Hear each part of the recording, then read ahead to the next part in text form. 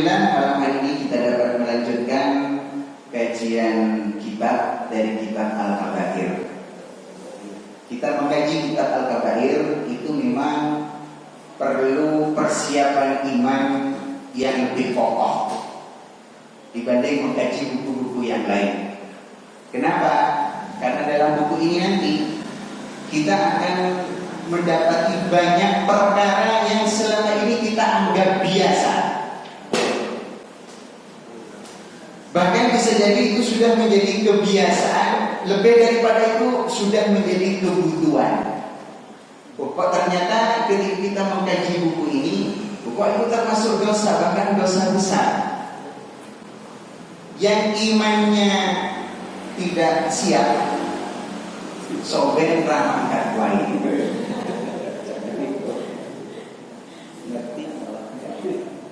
Kita ngerti memang ya terusan kan? Kita ngerti, kita aman. Karena sekarang kita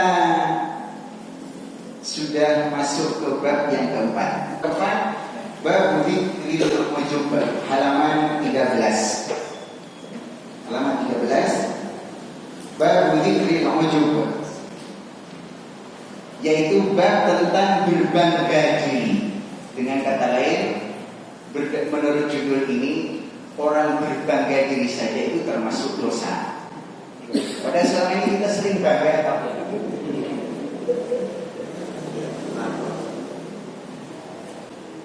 punya mobil bangga, punya rumah bangga, punya istri cantik bangga, punya anak sukses bangga.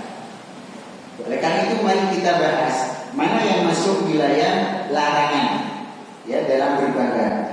Pada bab ketiga kemarin sudah kita sebutkan bahwa kesombongan itu memiliki banyak rincian di dalam Islam. Intinya adalah kesombongan, asalnya kesombongan. Nah, kesombongan itu memiliki beberapa sub pembahasan, sehingga menggunakan istilah sendiri-sendiri. Misalnya kemarin yang namanya al-fakhr. Al-fakhr itu adalah bangga. Al-khuyala angkuh. Al-ujub bangga diri. Al-muhtal congkak. Ini artinya mirip-mirip. Ya angkuh, ya orang angkuh itu ya sombong. Orang bangga diri itu juga sombong.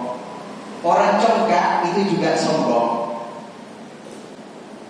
Tetapi di buku ini kemudian dirinci lebih detail. Ada bab sendiri-sendiri, ada bab ujub, gitu ya. Dan yang kita bahas malam ini adalah bab ujub. Dari beberapa istilah tadi saya sampaikan, saya jelaskan sekali lagi. Yang pertama istilah al-fakhr. Al-fakhr itu adalah bangga dengan kelebihan yang ada pada dirinya, terutama bangga dengan nasab. Itu disebut al-fakhr. Jadi karena dari keturunan darah biru, misalnya gitu ya. Jadi karena dari darah biru kemudian ternyata dia disenangi oleh seorang wanita yang darah merah, nah gitu ya.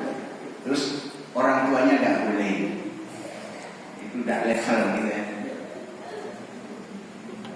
Ini disebut al-fakhr. La yuhibbu man kana mukhtalan fakhur. Inna Allaha la yuhibbu man kana mukhtalan fakhur. Sungguhnya Allah itu tidak menyukai orang-orang yang sombong dan membangga-banggakan diri. Itu al-fakhr. Bangga diri lebih kepada nasab. Adapun yang kedua al-khuyala. Al-khuyala itu adalah bangga diri berkaitan dengan masalah kekayaan atau harta benda. Itu juga sombong. Kemudian yang ketiga adalah al-ujub. ujub itu adalah bangga diri berkaitan dengan masalah amal soleh. Apa ada orang yang berbangga diri dengan amal dosa-dosanya? Mungkin juga ada. Wih, lebih jahat mana? Orang bangga diri dengan amal soleh saja, dia sudah termasuk dosa besar. Apalagi ada orang berbangga-bangga dengan kemaksiatannya. Alhamdulillah, mau bengi wong sak kampung wis tak tukoki teman ngantek mendung ngantek. Ya ngaku alhamdulillah barang. Padahal bisa jadi ya, jenengan itu sekedar posting. Alhamdulillah, tadi malam saya dapat sholat tahajud dan tadi pagi saya bisa sholat duha. Alhamdulillah, siang dan malam ini sholat rawatib saya komplit. Itu bisa jadi jenengan sudah terjebak kepada ujub. Apa meneh tadi ujub dalam kemaksiatan.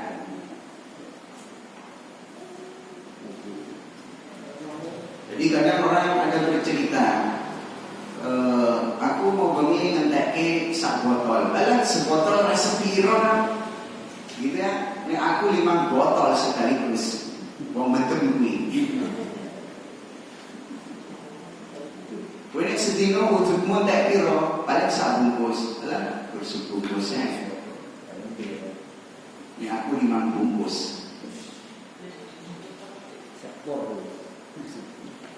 Jadi ini manusia paling parah. Bangga dengan kebaikan saja itu sudah bisa terjebak dalam kemaksiatan. Ini ya kenyataannya banyak toh. Orang berbangga-bangga dengan kemaksiatan. Itu yang namanya ujub. Jadi bangga diri dengan amalan. Kemudian istilah muhtal. Ya, muhtal sama dalam firman Allah tadi di surat An-Nisa 36, la yuhibbu man kana muhtal. Muhtal fakhur. Adapun muhtal itu adalah berbangga diri atau bersikap congkak berupa sikap atau gerakan badan. Jadi berkecak pinggang gitu ya. Akon wong kalau gitu itu disebut muhtal. Begitu ya detailnya. Jadi yang kita bahas malam ini adalah kesombongan atau berbangga diri yang diistilahkan dengan al-ujub. Dalilnya dari firman Allah Subhanahu wa taala di surat Al-Ma'arij. Allah berfirman, "Innal insana khuliqa halu'a." Manusia itu diciptakan dalam keadaan banyak berkeluh kesah. Bila masahu syarru jazu'a, bila dia ditimpa keburukan dia mengeluh. Wa idza masahu khairu manu'a, tapi kalau dia mendapat kebaikan dia kemudian menjadi pelit. Illal musallin, kecuali orang-orang yang sholat. Jadi kalau ada orang sudah sholat, ini kok isi kebanyakan keluh kesah, mesti ada yang error pada sholatnya. Imma tata cara sholatnya, imma bacaan sholatnya, imma penghayatannya terhadap hakikat sholat dan sebagainya. Tapi Allah jelaskan al-musallin yang bagaimana, yaitu alladzina hum ala sholatihim daimun, yaitu orang-orang yang mereka daim. Dan itu artinya istiqomah aja di dalam sholatnya. Walladzina fi amwalihim haqqun ma'lum, dan orang-orang yang pada harta benda mereka itu sudah mereka tetapkan hak-hak yang telah diketahui. Maksudnya ini adalah hak saya, ya, karena harta yang kita miliki itu sebagiannya memang adalah milik kita. Tapi ingat, pada harta yang kita miliki itu sungguhnya sebagiannya adalah haknya orang lain. Ya, imma anak yatim, imma fakir miskin. Ima kita yang memberikan kepada mereka, ima mereka yang datang ke tempat kita sebagai pengemis misalnya. Jadi di sini disebutkan lisaili wal mahrum. Jadi orang yang butuh terhadap harta kita, ada dia yang datang kepada kita sebagai peminta kita. Tapi ada sebenarnya orang yang butuh, punya hak pada harta kita, tapi dia dapat menahan diri dari meminta. Walladzina yusaddiquna biyaumiddin, dan orang-orang yang membenarkan akan adanya hari pembalasan, hari kiamat. Walladzina hum min adzabi rabbihim musyfiqun, dan orang-orang yang takut terhadap azab Rabb mereka. Di surat Al-Ma'arij dari ayat 19 ya sampai ayat 27.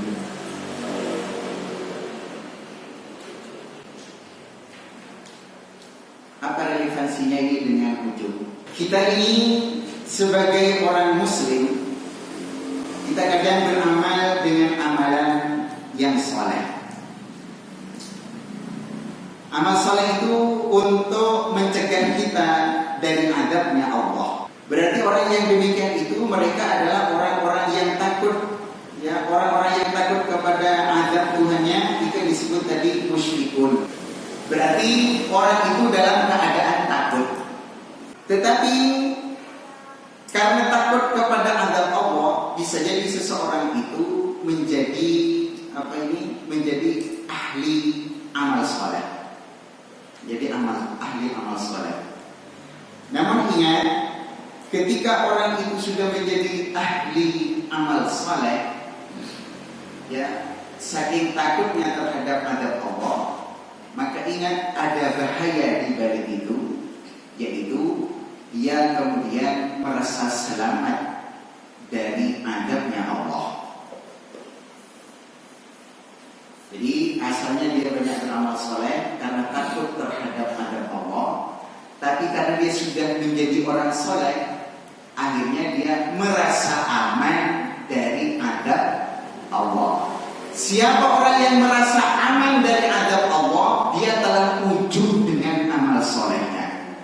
Jadi karena dia sudah senang ngaji, ya, sudah kajian yang tinggi, ikut, gitu ya. Sholatnya juga sudah baguslah, sudah istiqomah, tilawah Qur'annya juga demikian.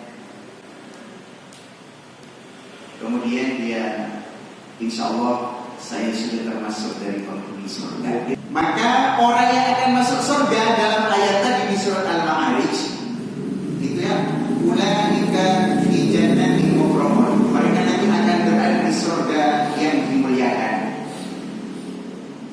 Yaitu diantaranya takut terhadap azabnya Allah. Artinya sebanyak apapun amal soleh seseorang, orang itu mestinya tetap harus takut kepada azab Allah. Tetapi dalil berikutnya yang dari hadis ini, mari kita baca.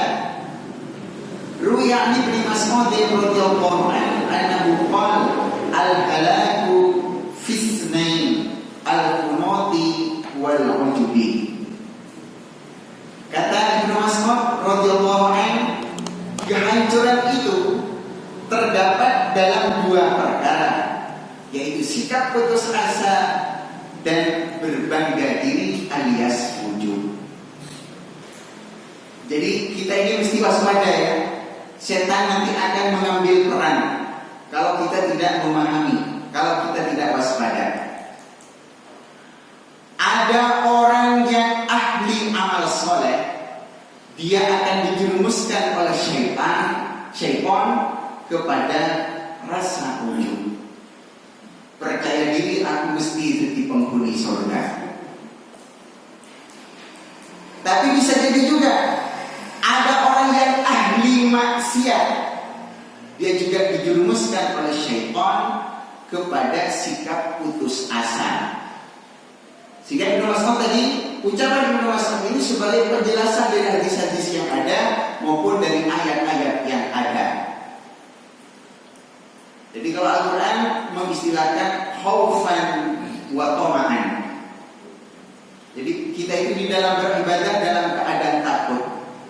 juga dalam keadaan harap. Insya Allah dengan ibadah saya ini Allah itu akan memasukkan saya ke dalam surga. Tapi kita juga takut, jangan-jangan ibadah saya itu belum diterima.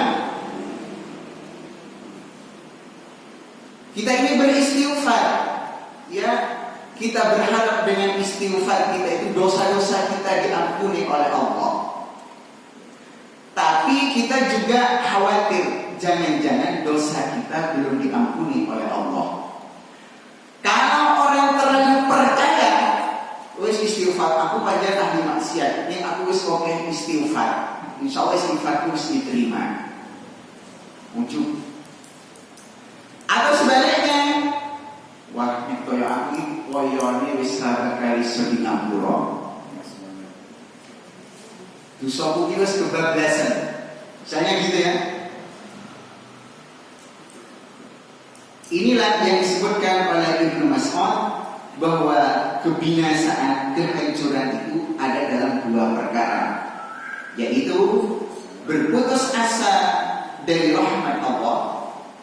Sedangkan Allah berfirman, "Qul ya ibadiyalladzina asrafu ala anfusihim la taqnatu min rahmatillah innahu yaghfiru dzunuba jami'an." Katakanlah hambaku yang mereka itu telah melakukan perbuatan kemaksiatan, dosa, kezaliman yang melampaui batas, menzalimi dirinya, ya, dengan kezaliman yang melampaui batas. La taqnatu min rahmatillah. Jangan kalian berputus asa dari rahmat Allah. Kenapa? Karena Allah itu mengampuni semua dosa. Semua dosa diampuni oleh Allah bagi orang yang mau bertaubat, termasuk syirik. Dosa syirik yang tidak diampuni itu hanyalah orang yang mati dalam keadaan masih syirik. Adapun orang yang melakukan kesyirikan selama dia punya kesempatan bertaubat kemudian bertaubat, tetap saja diampuni. Jadi Abu Bakar itu yang mantan musyrikin, ya toh? Umar juga mantan musyrikin. Jangan difahami pokoknya syirik itu apa bakal diampuni. Berarti Abu Bakar, Umar, Utsman itu ya di neraka kan gitu. Jadi yang dimaksud Allah itu Inna Allah la yaghfiru an yushraka bihi wa yaghfiru ma duna dzalika liman yasha. Sesungguhnya Allah itu tidak mau mengampuni dosa kesyirikan dan mengampuni selain itu. Itu penjelasan para ulama supaya tidak kontradiktif antara ayat ini dengan yang saya bacakan tadi. Maknanya adalah ayat ini dibawa kepada orang yang mati sebelum bertaubat. Jadi mendukun, gitu ya, mendukun syirik benar. Mulai soko mendukun tengah jalan kecelakaan, dilindas mobil, mati. Itu tidak bakal diampuni oleh Allah. Tapi beda, enek wong nyolong, dikeroyok, mati. Nah itu masih tergantung kepada kehendak Allah. Bisa jadi dia tetap dimasukkan ke dalam surga langsung oleh Allah. Tapi kalau syirik ini tadi mati, kan jelas dia belum bertobat ya. Kenapa? Mesti kalau dukun ini sudah dibawa jimat, ini kok dipendem ya nang pojok pekaranganmu. Dengan keyakinan yang ada dalam dirinya, min qadarullah, di tengah perjalanan meninggal dunia, mati dalam keadaan syirik, itu yang tidak bakal diampuni. Tapi orang yang mati dalam keadaan bermaksiat selain dosa syirik, masih ada harapan. Kata ulama, bergantung kepada kehendak Allah. Nah, di sini jadi Allah telah mengingatkan kepada kita agar kita jangan sampai berputus asa dari rahmat Allah. Tapi setan sekali lagi ya akan menjerumuskan manusia kepada dua pintu kehancuran itu. Orang yang ahli amal saleh dijerumuskan kepada ujub. Orang yang sudah bergelimang dalam dosa dan kemaksiatan dijerumuskan kepada berputus asa dari rahmat Allah. Jadi kalau kadang jenengan dia ketemu ada orang yang ahli maksiat itu, umurnya sudah 60 tahun atau 70 tahun. Kemudian jenengan mencoba menasihati, kok tobat bah jenengan kalau mulai mampu lemah, bisa gitu ya. Dia akan jawab sebajut lain gitu ya. Pinternya iblis gitu. Oleh karena itu kita baca dari berikutnya, halaman 14. Dari Abi Bakrah radhiyallahu anhu bahwa disebutkan ada seseorang laki-laki ya yang memuji laki-laki itu dengan kebaikan. Jadi ada seseorang memuji seseorang dengan kebaikan-kebaikan. Kemudian apa kata Nabi? Celakalah kamu, engkau telah memotong leher temanmu. Beliau mengulangi berkali-kali. Jadi kata Rasul, wayhak, wayhak, celaka kamu. Qata'ta unuqa sahibika. Sungguh engkau telah memotong leher saudaramu. Maka apa kata Rasul? In kana ahadukum majihan la muhalata falyaqul. Kalau salah seorang dari kalian ingin menyanjung seseorang, ingin ngelem seseorang, ya, apa yang harus dia katakan? Ahsibuhu kada wa kada. Jangan beri garis bawah Bapak Ibu ya. Ahsibuhu kada wa kada. Wa hasibuhu Allah wa la uzakki 'ala Allahi ahada. Itu kalimat yang harus jenengan ucapkan kalau mau menyanjung seseorang. Jadi yang digarisbawahi ahsibuhu. Maksudnya saya menyangka si fulan itu, atau menurut pendapat saya si fulan itu ahli ibadah, ahli sedekah, dan seterusnya. Tetapi wahasibuhu Allah. Namun yang sebenar-benarnya itu ya adalah hanya Allah yang tahu. Wala uzakki 'ala Allahi ahada.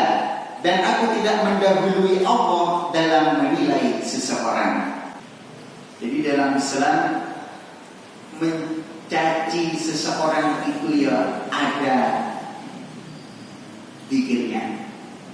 Memuji seseorang juga ada zikirnya. Zikirnya ini. Hadis ini diriwayatkan oleh Bukhari dan Muslim. Jadi kalau saya mau memuji seseorang, kita menyebut, aku menganggap si fulan begini, begini, begini, wa hasibuhu Allah wa la uzakki 'ala Allah ahada. Ya. Itu kalimat yang mesti diucapkan. Kita lanjut dulu dari yang berikutnya. Dalam riwayat Ahmad dengan sanad yang jayyid dari Haris bin Muawiyah bahwa ia berkata li Umar, kepada Umar radhiyallahu anhu, sesungguhnya mereka dahulu membujukku untuk membawakan kisah atau nasihat-nasihat. Maka Umar berkata, wahai Al-Haris, aku khawatir jika engkau memberi nasihat, maka engkau merasa tinggi terhadap mereka. Kemudian engkau memberi nasihat lagi, kemudian engkau merasa lebih tinggi lagi, sampai dihayalkan kepadamu bahwa engkau berada di atas mereka seperti kedudukan bintang suraya. Jadi bintang tertinggi itu menurut orang Arab adalah namanya bintang suraya ini. Kemudian Allah Azza wa Jalla merendahkanmu di bawah telapak kaki mereka pada hari kiamat sesuai dengan khayalanmu. Jadi ujub itu bagian dari khayalan. Nang melinjol iki sing paling soleh aku, sing paling sergep aku. Lian iki lain sing korban aku. Orang seperti ini nanti kedudukannya akan direndahkan oleh Allah di bawah kaki-kaki orang-orang yang dihinakan saat melinjol. Bakal diberikan orang melinjol sobat. Terakhir, kita selesaikan dulu, biar tidak ada yang kelewatkan. Halaman 16. Walil Baihaqi an Anas radhiyallahu anhu secara marfu. Seandainya kalian tidak berdosa, sungguh aku khawatir atas sesuatu yang lebih dahsyat daripada dosa-dosa itu, yaitu sikap ujub. Andaikan ada orang itu yang tidak pernah bermaksiat, John Bless pernah tahu bermaksiat, minta benar. Kayaknya tidak ada ya, umpama pun ada, tapi ada yang masih lebih dikhawatirkan, yaitu ujub. Dengan demikian setiap orang itu harus merasa dirinya penuh dengan kesalahan. Tapi jangan karena penuh kesalahan sampai berputus asa dari mengharap rahmat Allah. Saya sampaikan di kesempatan malam hari ini beberapa tauladan dari para ulama-ulama terdahulu yang muktabar. Yang pertama dari Umar bin Abdul Aziz. Ibnu Sa'ad itu mengisahkan adalah Umar bin Abdul Aziz. Sebagaimana kita ketahui, Umar bin Abdul Aziz itu sebagian ulama menyebut sebagai Khulafaur Rasyidin yang kelima. Tapi ini sudah berasal dari Bani Umayyah ya. Saking adilnya,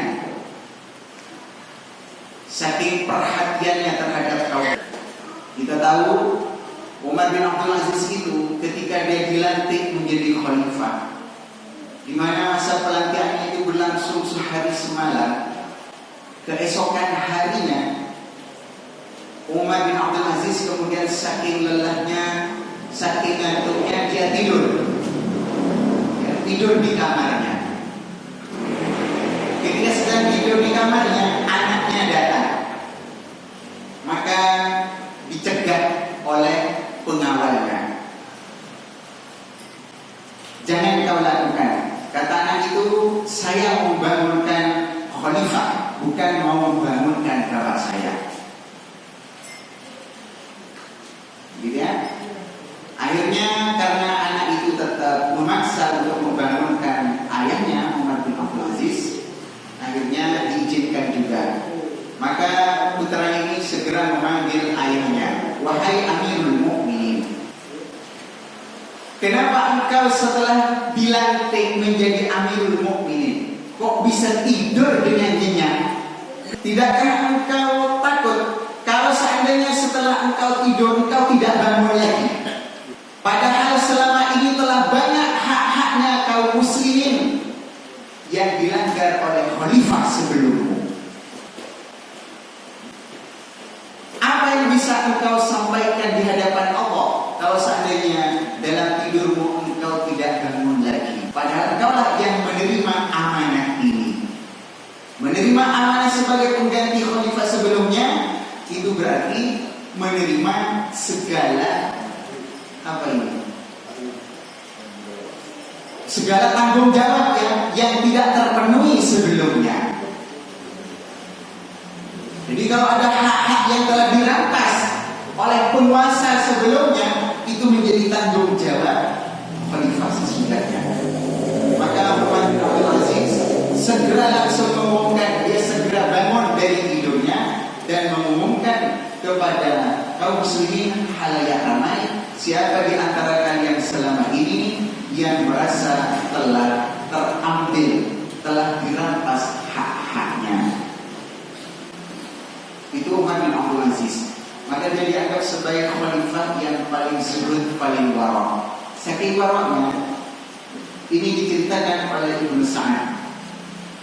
Umar bin Abdul Aziz itu sering kalau khutbah di atas mimbar, ketika dia berkhutbah kemudian berapi-api, kemudian jamaahnya menjadi kagum kepadanya, Umar bin Abdul Aziz langsung berhenti dan turun dari mimbar. Ketika ditanya, ada apa ya Amirul Mukminin? Ada perasaan ujub dalam diri saya. Ketika jamaah atau kaum muslimin terpukau dengan khutbah saya, maka saya kemudian merasa bahwa saya adalah orang yang hebat. Saya seorang orator. Itulah sebabnya saya turun dari mimbar. Demikian juga Umar bin Abdul Aziz itu seringkali Ketika dia menulis sebuah surat sebagai instruksi atau perintah kepada gubernur-gubernurnya, seringnya diceritain oleh saat itu selesai menulis disobek. Ketika ditanya, kenapa wahai Amirul Mukminin? Kata dia, ada wujud dalam diri saya. Bahwa saya adalah paling berkuasa. Saya yang paling ditaati oleh mereka. Hanya dengan tanda tangan ini mereka akan saling wa ta'na terhadap diri saya. Itu pemimpin zaman dia. Zaman saiki saya taat ini perlu diciduk aku nggak. Pemimpin zaman dulu kalau sampai anak buahnya saling wa ta'na terus, malah dia menjadi takut. Apa yang ditakuti? Ujub. Sehingga tidak ada mereka itu yang kemudian punya angan-angan. Umar Sultan tidak mungkin punya angan-angan supaya diangkat periode berikutnya. Wis 2 kali pilihan, gawe undang-undang mana? Piye caranya yang bisa diangkat untuk kalinya?